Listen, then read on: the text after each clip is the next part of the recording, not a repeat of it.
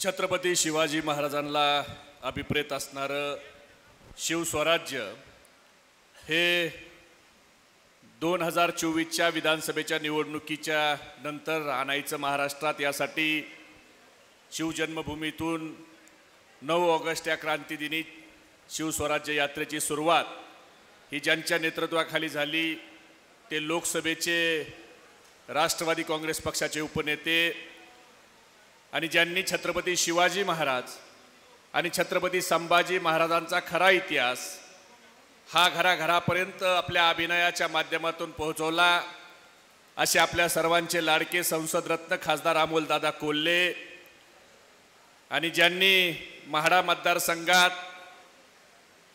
दणदणीत असा ऐतिहासिक विजय मिळवला ते खासदार धैर्यशील भैया,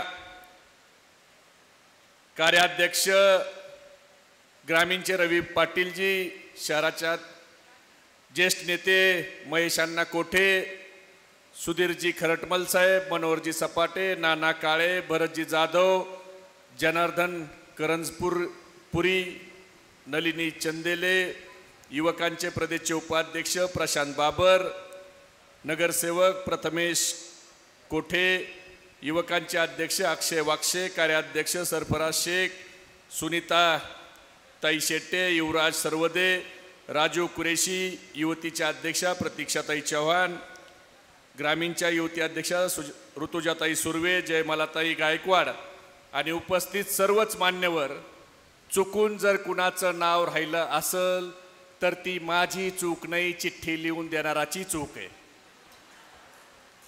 म्हणून मनातल्या मनात काही शिव्या द्यायच्या असल्या तर त्या कृपया मला देऊ नका, कार्यक्रम संपल्यावर चिठ्ठी लिहून देणाराची भेट घ्या। पण गमतीचा भाग जाऊ द्या। खरं तर शिवस्वराज्य यात्रा आम्ही अमोलदादांच्या नेतृत्वाखाली काढली। जयंत पाटील साहेब आजारी असताना त्यांनी अकलूज आणि मोहोळची सभा केली आणि मग अमोलदादांनी सांगितलं की साहेब थोडं तुम्ही जरा आराम करा। त्यांची देखील या ठिकाणी यायची इच्छा होती, पण आज सोलापूर उत्तरमध्ये हा कार्यक्रम होतोय। महेश अण्णा कोठेंनी हा कार्यक्रम केलाय। याच्या अगोदर मी महेश अण्णा कोठेंच्या एका कार्यक्रमाला आलो होतो आणि तो कार्यक्रम माझ्या मनाला अतिशय भावलेला कार्यक्रम होता, कारण तो कार्यक्रम सोलापूरमध्ये IT हब आणण्यासाठीचा कार्यक्रम होता आणि पवार साहेबांच्या उपस्थितीमध्ये माझ्या सोलापूर जिल्ह्याला च्या युवकांना, सोलापूर शहरातल्या युवकांना त्यांच्या हाताला काम भेटलं पाहिजे ही भावना मनात ठेवून त्यांनी तो कार्यक्रम केला आणि अतिशय चांगला कार्यक्रम। अनेक वर्ष या भागात आमदार राहिलेल्या लोकांनी आपल्या युवकाच्या हाताला किती काम दिलं, त्यांच्या रोजगाराचा काय विचार केला आणि दुसरीकडे महेश अण्णा हे आपल्या युवकांच्या हाताला काम मिळावं, त्यांच्या हाताला रोजगार मिळावा यासाठी प्रयत्न करतायत। म्हणून मी महेश अण्णा युवकाचा राष्ट्रवादीचा अध्यक्ष या नात्यानं सगळ्या युवकाच्या वतीनं सोलापूर जिल्ह्यातल्या तुमचा आभार मानतो की तुम्ही त्याच्यासाठी पुढाकार घेतला। खरं तर मित्रांनो, आता ही निवडणूक ही कशावर व्हायला पाहिजे? ही निवडणूक व्हायला पाहिजे महागाईवर, ही निवडणूक व्हायला पाहिजे बेरोजगारीवर। आज बेरोजगारीचा दर हा 11% झालाय देशात। हे मी सांगत नाही, नीती आयोगाचा अहवाल आहे। आणि अशी परिस्थिती असताना मागच्या 1.5 वर्षापूर्वी महाराष्ट्रात एक गद्दार सरकार अस्तित्वात आलं आणि त्या गद्दार सरकारनं आपल्या महाराष्ट्रात होणारा वेदांता फॉक्सकॉनचा प्रकल्प, ज्या प्रकल्पाच्या माध्यमातून आपल्या महाराष्ट्रात 1,58,000 कोटीची गुंतवणूक येणार होती, तो प्रकल्प उचलला, गुजरातला घेऊन गेले। टाटा इयरबसचा प्रकल्प उचलला, गुजरातला घेऊन गेले। सॅफ्रॉनचा प्रकल्प उचलला, गुजरातला घेऊन गेले। हिऱ्याचा व्यापार गुजरातला, पानबुडीचा प्रकल्प गुजरातला, फिल्मफेअर अवॉर्ड गुजरातला। परवाची बातमी आहे, नाशिकमध्ये होणारा 25,000 कोटीचा महिंद्राचा इलेक्ट्रिक बसचा प्रकल्प, तो देखील गुजरातला। अरे मग जर सगळेच तुम्ही गुजरातला घेऊन जाणार असाल तर उद्या मत मागायला देखील गुजरातलाच जा, महाराष्ट्रामध्ये मत मागायचा तुम्हाला नैतिक अधिकार नाही। खरं तर धैर्यशील भैया आमचे प्रकल्प गुजरातला जाणं तुम्ही गुजरातला सोन्याची लंका करा, आमचं त्याच्याबद्दल काही मत नाही, पण आमच्या 5,98,000 युवकाच्या महाराष्ट्रातल्या जे चूल पेटणार होती त्या चुलीमध्ये पाणी ओतण्याचं पाप तुम्ही केलंय. तुम्ही गुजरातला उद्योगाचा पेटारा देताय आणि माझ्या महाराष्ट्राच्या युवकाच्या हातात बेरोजगारीचा कटोरा देताय. आज माझ्या महाराष्ट्रातल्या युवकांना नोकरी नाही म्हणून छोकरी नाही, आणि अशा परिस्थितीत आमचे रोजगार काढून तुम्ही गुजरातला घेऊन जाताय. अरे एक काळ होता छत्रपती शिवाजी महाराजांनी सुरतेला लुटून त्या ठिकाणी महाराष्ट्रामध्ये आणलं होतं, आणि आज सुरतेचे रंगाबिल्ला हे देशाच्या सत्तेत बसलेत आणि ते महाराष्ट्राला लुटायला लागलेत. आणि आपल्याकडचे एक फुल दोन हात हे गद्दार हे उघड्या डोळ्यानं बघतायत. यांच्यामध्ये हिम्मत नाही की आमच्या महाराष्ट्राच्या युवकाची तुम्ही रोजीरोटी पळवताय, ही पळवू नका ही म्हणायची याच्यामध्ये हिम्मत नाही. आणि ती हिम्मत असणारं सरकार हे छत्रपती शिवाजी महाराजांच्या विचाराचं उद्याचं महाविकास आघाडीचं सरकार आपल्याला आणायचं. उद्या आपल्या इथल्या आमदाराला प्रश्न विचारा की तू आम्हाला मतं मागायला येतोय, मग तू ज्या वेळेला आमचे उद्योगधंदे हे महाराष्ट्रामधून गुजरातला चालले होते त्यावेळेला तुझं तोंड शिवलं होतं का? तू का नाही तिकडचा एखादा उद्योग तुम्ही सोलापूरमध्ये आणला? गुजरातला नेण्यापेक्षा सोलापूरमध्ये झाला असता आम्हाला आनंद झाला असता. पण आता अमोलदादा ह्यांची लाईन ठरली. आता पहिला वाद लावला ह्यांनी धैर्यशील भैया मराठा ओबीसी वाद करायचा. मराठा ओबीसी वादात लोकसभेत लोकांनी यांना भीक घातली नाही. आता ह्यांनी हिंदू मुस्लिम वाद करायला सुरुवात केली. विशालगडचं प्रकरण झालं, विशालगडवर अतिक्रमण आहे, ठीक आहे, अतिक्रमण काढायची एक पद्धत आहे. अतिक्रमणवाल्याला पहिलं नोटीस द्यावा लागते, तुझं सामान काढ, महिना 15 दिवसाची त्याला मुदत द्यावा लागते, आणि त्यानंतर नाही काढलं तर पुढची कारवाई करायची. पण अचानक काही लोकांनी विशालगडवर जायचं, अतिक्रमण विशालगडाला, पण तिथून 3 किलोमीटर असणाऱ्या गजापूर येथील मस्जिदीवर त्या ठिकाणी हल्ला करायचा. म्हणजे मूळ प्रश्नावरून तुमचं माझं लक्ष विचलित करायचं. मला अभिमान आहे की ज्या वेळेला गजापूरच्या मस्जिदीवर हल्ला झाला त्याच्यामध्ये सगळ्यात अगोदर त्याचा निषेध जर कुणी केला असेल त्या हल्ल्याचा तर तो आदरणीय शरदचंद्रजी पवार साहेबांनी केला. कारण आपण सगळ्या जाती धर्माला घेऊन राजकारण करतोय. आता काल एक चाराने ते एवढूस ते चाराने त्यांनी मनोज जरांगे पाटील हे मराठा आरक्षणाची मागणी करतायत. ठीक आहे, त्यांना आरक्षणाची त्यांची मागणी मान्य करायची अमान्य करायची हा सर्वस्वी अधिकार हा सरकारचा आहे. पण एक सामाजिक कार्यकर्ता रस्त्यावर येऊन त्याच्या समाजाची मागणी मांडतोय, तर एक तो कोकणातला चाराने त्याची उंची एवढी त्याची बुद्धी आहे आणि तो सांगतो की मनोज जरांगे पाटील हे आधुनिक जिना आहेत. अरे मनोज जरांगे पाटील हे छत्रपती शिवाजी महाराजांचा खरा छावा आहे. त्यांचं हिंदुत्व हे छत्रपती शिवाजी महाराजाला अभिप्रेत असणारं 18 पगड जातीला घेऊन जाणारं हिंदुत्व आहे. त्यांनी मुस्लिम आरक्षणाची मागणी केली, त्यांनी धनगर आरक्षणाची मागणी केली, त्यांनी लिंगायत आरक्षणाची मागणी केली, म्हणून तुम्ही त्यांना आधुनिक जिना म्हणता. अहो पण ह्या चाराण्याचे हे शब्द नाही, हा आधुनिक सूर्याजी पिसाळ आणि खंडोजी खोपडे तोंड जरी याचं असलं तर त्यातले शब्द मनोज जरांगे पाटलाचे हे अनाजी पंत आणि भास्कर कुलकर्णीचे आहेत. म्हणजे तुम्हाला आता हिंदू मुस्लिम वाद लावायचा म्हणून तुम्ही आता मनोज जरांगे पाटलाच्या आंदोलनाला देखील त्या ठिकाणी जिनाचं नाव जोडून हिंदू मुस्लिम वाद करायचा प्रयत्न करताय. जे लोक हिंदू मुस्लिम वाद लावतायत त्या लोकांना मला एवढंच सांगायचंय कि ना मंदिर की बात हो ना मस्जिद की बात हो, ना मंदिर की बात हो ना मस्जिद की बात हो, युवा बेरोजगार है पहले उसके निवालों की बात हो. मेरे नींद को दिक्कत ना अजान से है ना भजन से है, मेरे नींद को दिक्कत ना अजान से है ना भजन से है, मेरे नींद को दिक्कत मरते हुए जवान और खुदकुशी करते किसान से है. आज शेतकरी आत्महत्या करतोय, जवान मरतोय आणि तुम्ही राजकारणासाठी दोन समाजामध्ये त्या ठिकाणी वाद लावायचा प्रयत्न करताय. महेश दादा तुम्ही सांगितलं आता लाडकी बहीण योजना आणली. ती लाडकी बहीण योजना का आली? ह्यांना बहीण ही लाडकी आहे हे वाटतच नव्हतं. बहिणीला जेवढा त्रास देता येईल तेवढा लोकसभेत हे देऊन बसलेत. पण बारामतीच्या स्वाभिमानी जनतेने दाखवून दिलं की बायकोपेक्षा बहीणच लाडकी आहे आणि मग ह्यांना कळालं लाडकी बहीण. आज आपल्यातून बरेच लोक सोडून गेले.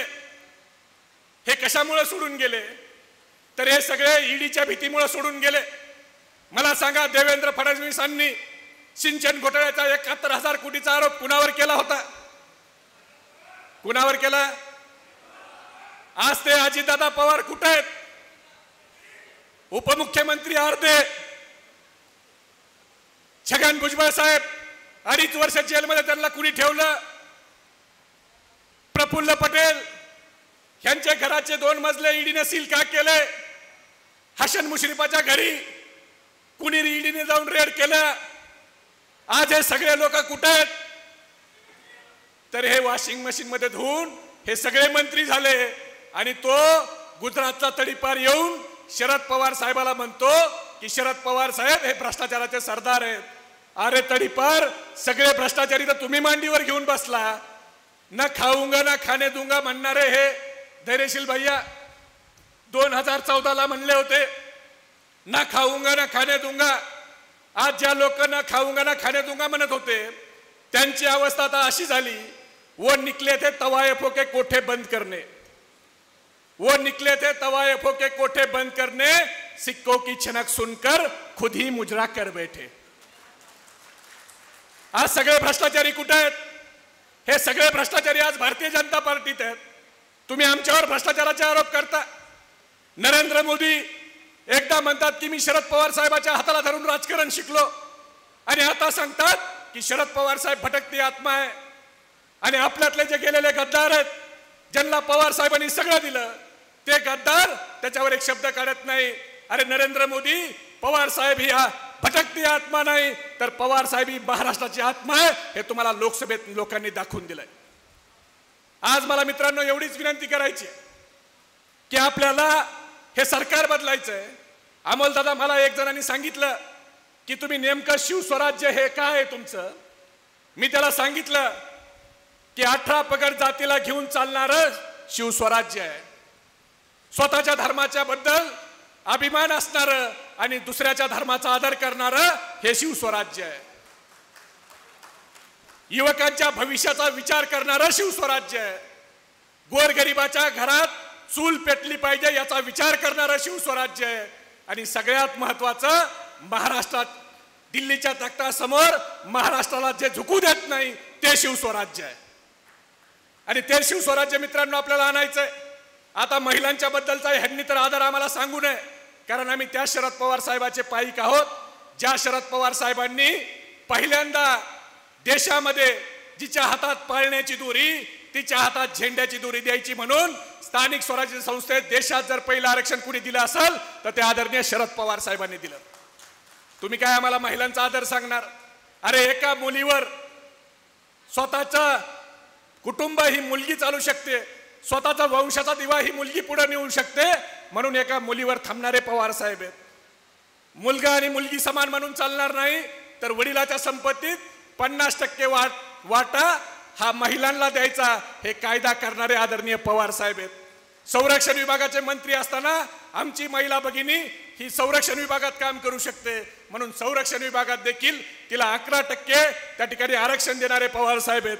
मित्रांनो, बोलण्यासारखं भरपूर आहे पण आपल्याला महागाई, बेरोजगारी आणि जे नाटक आता मगाशी आपण बघितलं हे फक्त नाटक नाही तर महाराष्ट्राच्या राजकारणाचा जो चिखल हे देवेंद्र फडणवीसांनी कंपनीने केला त्याचं वास्तव दाखवणारं हे नाटक आहे.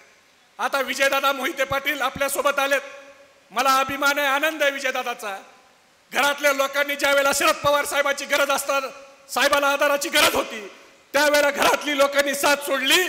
त्यावेळेला जुने मित्र विजयदादा मात्र शरद पवार साहेबांच्या मदतीला धावून आले. आणि नुसते धावून आले नाही तर धैर्यशील भाईंनी ऐतिहासिक विजय त्या माढा लोकसभेत त्या ठिकाणी मिळवला. प्रचंड पैशाचा वापर झाला, माढ्यात झाला, सोलापूरमध्ये झाला.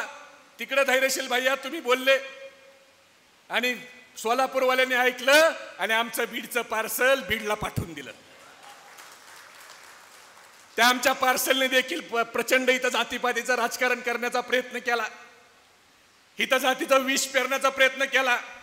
खरं तर आपली शिवस्वराज्य यात्रा क्रांती दिनी तर सुरू झालीच अमोलदादा, पण त्या दिवशी नागपंचमी पण होती. आणि नागपंचमीत आपण सापाला 1 दिवस दूध पाजतो, पण पवार साहेबांनी ज्या सापांना 20-20 वर्ष दूध पाजलं, ते साप ज्या वेळेला पवार साहेबाला गरज होती त्यावेळेला पवार साहेबाला डसले. आणि विजयदादा सारखे, धैर्यशील भैया सारखे जे लोक पवार साहेबांवर मनातून प्रेम करत होते, पण त्यांना पक्षातून घालवायसाठी ज्यांनी सगळे प्रयत्न केले, ती घाण पक्षातून बाहेर गेली. म्हणून आज राष्ट्रवादी काँग्रेस पक्षाला चांगले दिवस आले.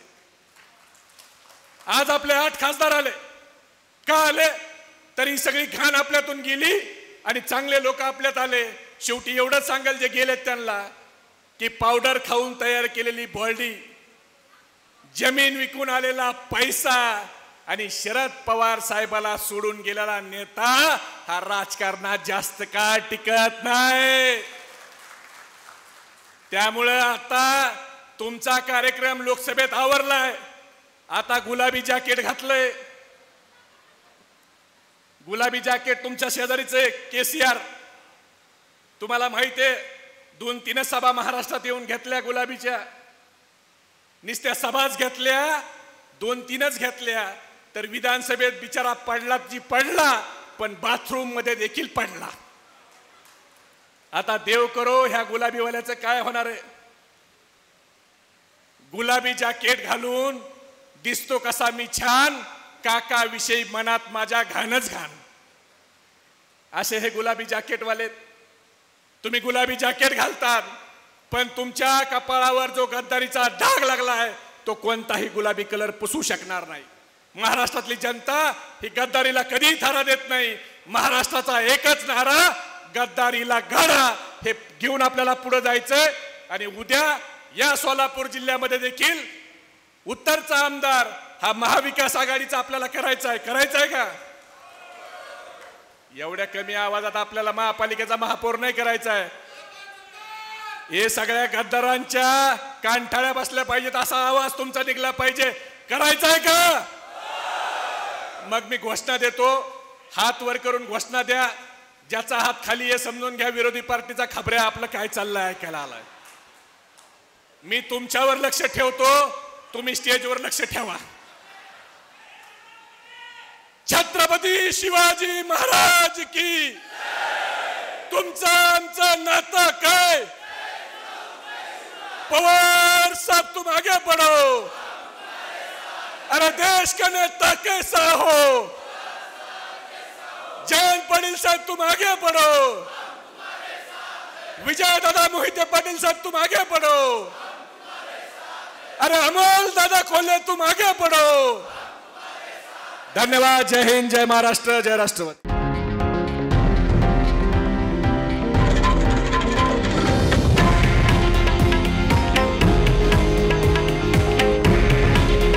हे आहे देशातील नंबर 1 न्यूज नेटवर्क आणि आपण पाहत आहात TV9 मराठी. काळजी तुमची, हित महाराष्ट्राचं.